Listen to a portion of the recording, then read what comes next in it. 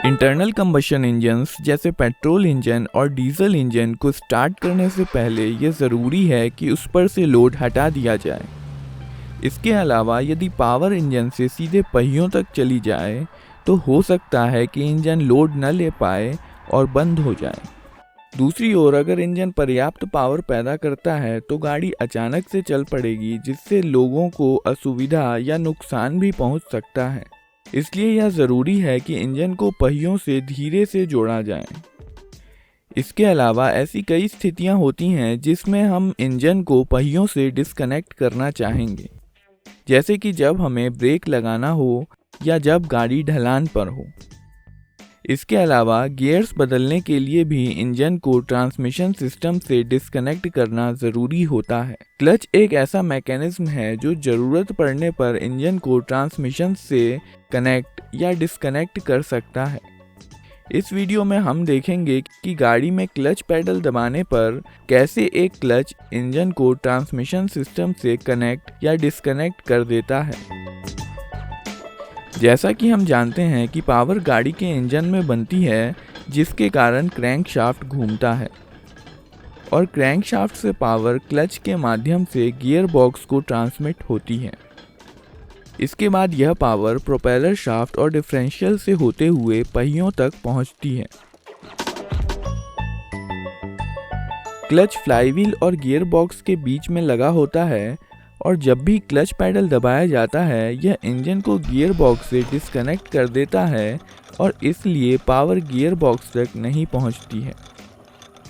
अब गियर्स आसानी से बदले जा सकते हैं क्योंकि इस अवस्था में गियर्स फ्रीली घूम रहे होते हैं और गियर्स पर कोई फोर्स नहीं लग रहा होता है। एक क्लच में एक फ्लाईव्हील होता है जो सीधे क्रैंकशाफ्ट पर लगा होता है और इसलिए जब इंजन चल रहा होगा तब फ्लाईव्हील भी घूमेगा। इसके बाद एक क्लच प्लेट होती है जो कि स्टील से बनी होती है और इसके दोनों तरफ फ्रिक्शन मटेरियल लगा होता है।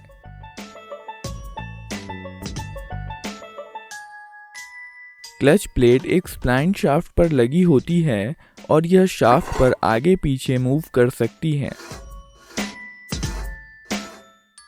यह स्प्लाइन शाफ्ट गियर बॉक्स का इनपुट शाफ्ट होता है और जब तक क्लच को डिसएंगेज नहीं कर दिया जाता है यह गियर बॉक्स को पावर ट्रांसमिट करता रहता है।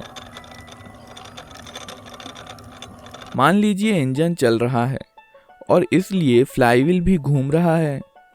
अब अगर क्लच प्लेट को थोड़ा एक्सियल फोर्स लगाकर फ्लाईव्हील के कांटेक्ट में लाया जाए तो इन दोनों के बीच फ्रिक्शनल फोर्स लगना शुरू हो जाएगा और क्लच प्लेट घूमने लगेगी। जैसे जैसे एक्सियल फोर्स बढ़ता है वैसे वैसे फ्रिक्शनल फोर्स भी बढ़ने लगता है और धीरे धीरे क्लच प्लेट और फ्लाईव्हील एक ही स्पीड से घूमने लगते हैं। जब फ्लाईव्हील और क्लच प्लेट एक ही स्पीड से घूमने लगते हैं तब यह आपस में स्लिप नहीं करते और हम कह सकते हैं कि क्लच पूरी तरह से एंगेज्ड है। क्लच के एंगेजमेंट के लिए यह एक्सियल फोर्स प्रेशर प्लेट द्वारा लगाया जाता है।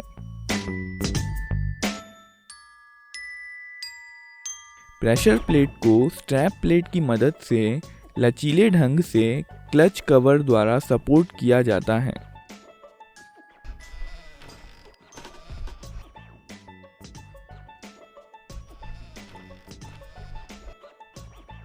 प्रेशर प्लेट पीछे की तरफ से रिट्रैक्टर क्लिप की मदद से डायफ्राम स्प्रिंग के बाहरी किनारों से जुड़ी होती है। डायफ्राम स्प्रिंग एक डिस्क शेप का स्प्रिंग होता है जिसके बीच में एक छेद होता है और रेडियल डायरेक्शन में स्लॉट्स बने होते हैं। डायफ्राम स्प्रिंग का मोशन इसके दोनों तरफ लगे दो वायर रिंग्स के द्वारा फिक्स किया जाता है। यह वायर रिंग्स स्प्रिंग के बाहरी किनारे से थोड़ी ही दूरी पर लगे होते हैं और एक फलक्रम की तरह काम करते हैं। इसलिए जब स्प्रिंग के सेंटर में एक्सियल फोर्स लगाया जाता है तो इसके बाहरी किनारे विपरीत दिशा में चले जाते हैं और जब फोर्स हटा दिया जाता है तो स्प्रिंग वापस पहले वाली स्थिति में चला जाता है।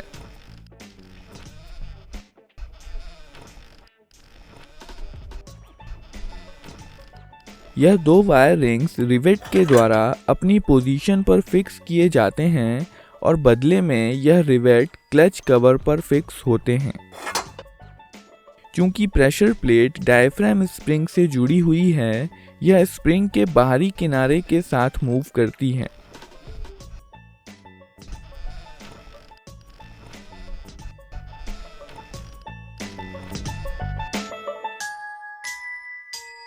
इस प्रेशर प्लेट, डायफ्राम स्प्रिंग और कवर की असेंबली को प्रेशर प्लेट असेंबली कहते हैं और ये फ्लाईव्हील से बोल्ट्स के द्वारा जुड़ी होती है। इसलिए फ्लाईव्हील और प्रेशर प्लेट असेंबली एक यूनिट की तरह काम करते हैं और एक ही स्पीड से घूमते हैं। फ्री कंडीशन में डायफ्राम स्प्रिंग कोन शेप का होता है, लेकिन जब कवर को फ्लाईव्हील से जोड़ा जाता है तब यह लगभग फ्लैट शेप में आ जाता है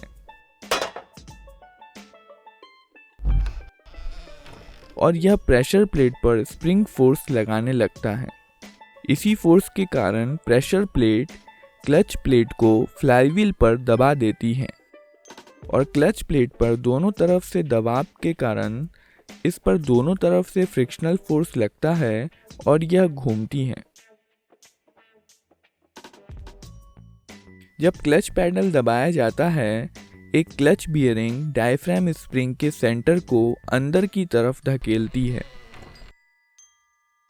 इसकी वजह से स्प्रिंग का बाहरी किनारा और इसलिए प्रेशर प्लेट बाहर की तरफ मूव करते हैं। इसलिए क्लच प्लेट पर से दबाव हट जाता है और यह फ्लाईव्हील से अलग हो जाती है। इसलिए अब क्लच प्लेट से कोई पावर ट्रांसमिट नहीं हो रही है और इंजन ट्रांसमिशन से अलग हो गया है। जब क्लच पैडल को रिलीज कर दिया जाता है तो क्लच प्लेट फ्लाईव्हील से वापस जुड़ जाती है और एक बार फिर से क्लच से पावर ट्रांसमिट होने लग जाती है। इंजन में फ्लक्चुएशन, अचानक से क्लच एंगेजमेंट या दूसरे किसी झटके का ट्रांसमिशन पर असर कम करने के लिए क्लच प्लेट में टॉर्शनल स्प्रिंग दी जाती हैं। गियर बॉक्स का इनपुट शाफ्ट स्प्लाइंड हब से जुड़ा होता है। वहीं रिटेनर प्लेट्स क्लच प्लेट पर फिक्स होती हैं। हब इन दोनों रिटेनर प्लेट्स के बीच में लगाया जाता है और कुछ हद तक घूम सकता है। टॉर्शनल स्प्रिंग को लगाने के लिए स्लॉट्स दिए जाते हैं। इस प्रकार जब क्लच एंगेज होता है तो क्लच प्लेट के घूमने के कारण पहले स्प्रिंग्स हब पर कंप्रेस होती हैं और फिर यह हब पर फोर्स लगाने लगती हैं, जिसके कारण हब घूमता है।